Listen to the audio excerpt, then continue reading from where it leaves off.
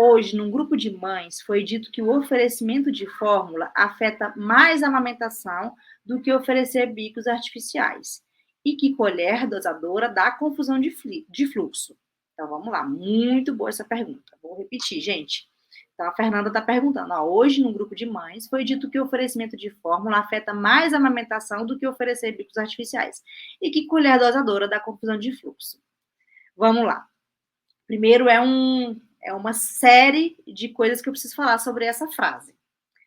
A fórmula, ela afeta a amamentação de uma forma e os bicos artificiais afetam de outra forma. As duas coisas afetam. Mas o que a gente precisa entender é, se eu tenho uma mãe que não conseguiu fazer ordenha para ofertar essa complementação que é necessária, gente, e quando eu falo necessária, tem que ser necessária. Eu quase nunca ofereço para nenhuma consultoria que a primeira decisão é ofertar fórmula. Então, olha só, eu estou falando de necessária, absolutamente necessária. Quando a gente precisa ofertar essa complementação, o nome já diz, é uma complementação.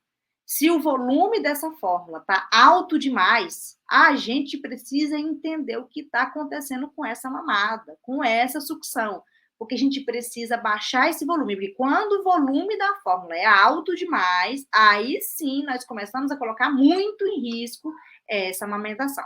Então, pensa comigo, a fórmula artificial é derivada do leite da vaca, são proteínas mais pesadas, o bebê tem mais dificuldade de quebrar essas proteínas no intestino, portanto, a digestão dele lentifica, portanto, ele demora a ir para o peito e mamar mais no peito. Então, a gente ocupa aquele espacinho dele, aquela porcentagemzinha ali de fórmula artificial, com uma fórmula que, obviamente, vai pesar na barriguinha dele. Então, ela impacta desse olhar, né? Ela impacta nesse olhar de temos que ter cautela, é uma dose de remédiozinho que a gente dá para poder ganhar tempo para conseguir recuperar essa amamentação exclusiva. Então, óbvio, não é que está tudo bem da fórmula, é que se é necessário que seja em doses necessariamente pequenas. Observe só, quando a gente fala que a fórmula afeta, a gente precisa saber por que ela entrou, porque às vezes ela entrou já sendo um distrator do processo. Ela entrou sem ter precisado entrar. Quanto que entrou? Por que está aumentando? E aí tudo isso sim, aquela reação em cadeia vai afetar. Outra pergunta é, afeta mais do que oferecer bicos artificiais? Olha, é uma comparação descabida. Não afeta mais, afeta igual e depende de muita coisa. Agora, a diferença é, fórmula em pequenas doses não tem comparação, não vai desmamar esse bebê. Mas o bico artificial, em pequenas doses, pode.